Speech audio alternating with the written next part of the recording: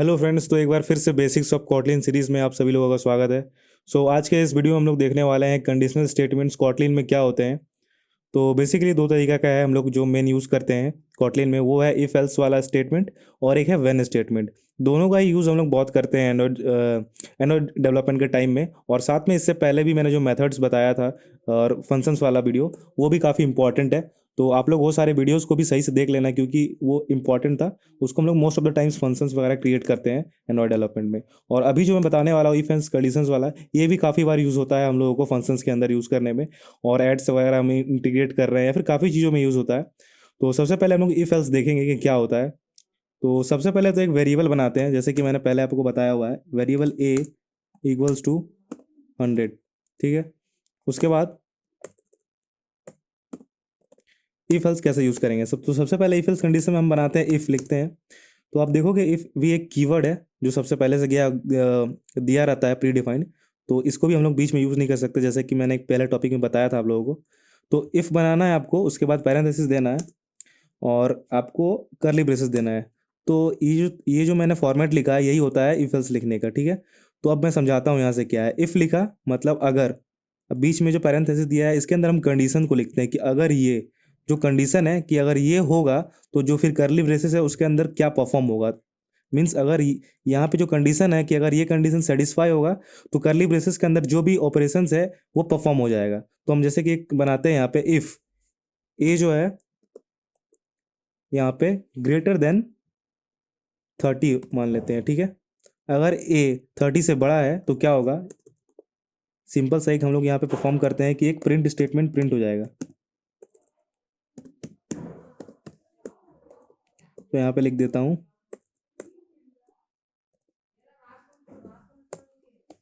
Actually मैं अभी one hand से प्रिंट टाइप कर रहा हूँ, एक हाथ पे मेरा माइक है इसलिए स्लो चल रहा है। आई एम बिगर लिखा मैंने ऐसे। ठीक है। और ये इफ़ कंडीशन हो गया। ठीक है। तो अब इसको, उसके बाद हम जो करली ब्रेसेस में लिखें, इसके बाद हम फिर एल्स लिखते हैं कि अगर ये नहीं होगा तो फिर से ये एल्स वाला कंडीशन अप्लाई हो जाएगा। और एल्स में क्या लिख देंगे हम, इसके अंदर हम कंडीशन नहीं देंगे, क्योंकि ये जो कंडीशन है इसी का कंडीशन पे ये एल्स कंडीशन है, इसलिए इसके अंदर बस इसको आपको लिख देना है एक और प्रिंट स्टेटमेंट,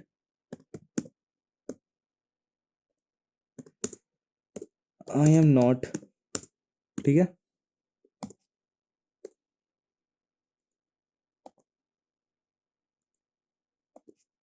और इसको भी हम रन करके देखते हैं।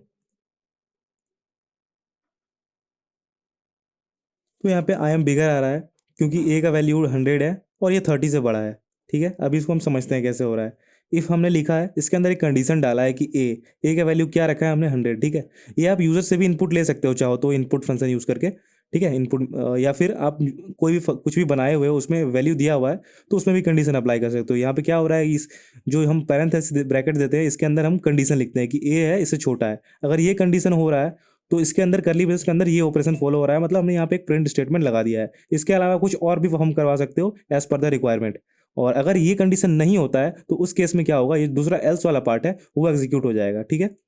ये एक तरीका होता है। अब मान लो आपके पास इफ कंडीशन दो है, तो आप क्या कर सकते हो, इसको एक और बार लगा सकते हो, एल्स इफ।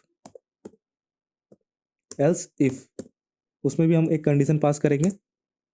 दो कंडीशन हम समझ लेते हैं कि जब ए है इक्वल्स टू 100 होगा। ठीक है। तो एक्चुअली यहाँ हम डबल इक्वल लगते हैं, क्योंकि एक इक्वल जो होता है वो वैल्यू है असाइन कर देता है, बट यहाँ पे हमको कंपेयर करना, चेक करना है कि ए का वैल्यू 100 जब होगा, इसलिए हम डबल इक्वल्स टू लिखते हैं। तो ये हमने लिखा। और इसमें भी क्या होगा ऑपरेशन, इसमें भी हम प्रिंट लगा देते हैं,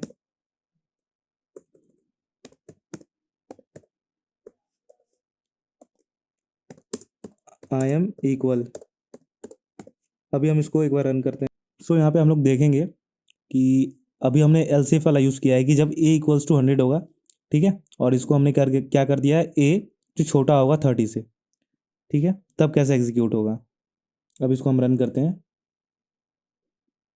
तो यहाँ पे हमने एग्जीक्यूट किया, तो आप देखोगे यहाँ पे आई एम इक्वल आ रहा है, क्योंकि ए का वैल्यू हमने 100 रखा है।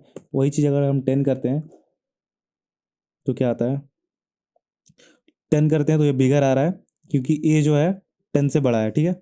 ए जो है यहाँ पे 30 से छोटा है, सॉरी। तो इसलिए आई एम बिगर आ रहा है। ठीक है, यहाँ पे हमने जो कंडीशन लगाया उसके हिसाब से। और यही चीज़ हम यहाँ पे अगर 199 करते हैं, 1099, तो यहाँ पे आप देखोगे आएगा आई एम नॉट, क्योंकि ये एल्स कंडीशन पे आ जाता है। ठीक है, तो ये था बेसिक्स तुम इफ़ एल्स वाला कंडीशन। ठीक है, जिसमें हम एक दो यूज़ करेंगे, अगर इफ़ होगा या एल्स होगा या एल्स इफ होगा।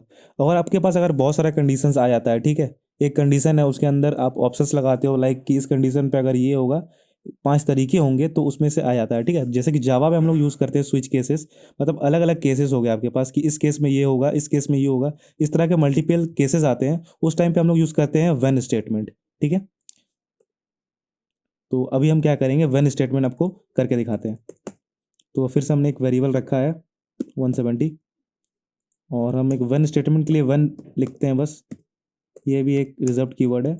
फिर हम पैरेंथेसिस देंगे, सेम टू सेम इसमें भी कंडीशन लगाएंगे कि ए जब बड़ा हो किससे, 1090 कर देता हूँ मैं। ठीक है, जब ए 109 से बड़ा हो तब क्या क्या होगा, तब क्या होगा, उसके लिए क्या करेंगे हम, यहाँ पे करली ब्रेसेस लगाया, सॉरी पैरेंथेसिस के अंदर में कंडीशन लिखा, उसके अंदर करली लगाया, और उसके अंदर यहाँ पे हम देंगे कि जब ए जो है 1 होगा। ठीक है,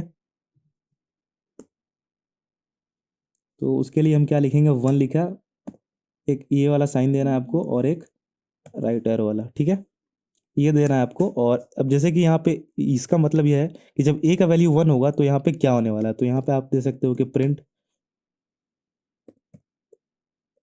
कुछ भी आप लिख सकते हो, हियर 1, इस तरह से आप, मैं इसको एक बार कॉपी पेस्ट करके रिपीट कर देता हूँ।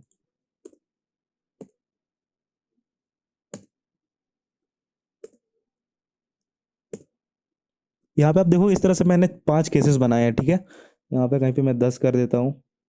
और एक्चुअली यहाँ पे मैंने एक चीज़ गलती बताया आपको, ये जो कंडीशन है यहाँ पे बस आपको ए रखना होगा। ठीक है, कि व्हेन ए, जब ए इन सब में से कोई एक में होगा तो इस कंडीशन को वो दिखाएगा। ठीक है, तो मैंने यहाँ पे 10 रखा, या 100 रखा, यहाँ 170 रखा है, यहाँ मैंने रखा 1666। ठीक है, और इस वैल्यू को भी हम प्रिंट में कुछ और दिखा देते हैं, यहाँ 10, यहाँ पे 100, यहाँ पे 170, यहाँ पे 1666। ठीक है, अब यहाँ का जो ए का वैल्यू है इसमें से हम दिखाएंगे, तो अभी देखोगे तो कुछ नहीं आएगा। ठीक है, क्योंकि 170 जो वैल्यू है, अच्छा 170 यहाँ पे हमने लिया हुआ एक, तो ए का वैल्यू जब 170 हो रहा है तो क्या आ रहा है, हियर 170, मतलब जब ए का वैल्यू 170 होगा तो यहाँ पे जो हमने असाइन किया है 170 पे वो टास्क परफॉर्म हो जाएगा। ठीक है, उसी तरह से आप ए का वैल्यू अगर 1 करते हैं तो फिर देखोगे आप कि 1 वाला आ जाएगा कि हियर 1।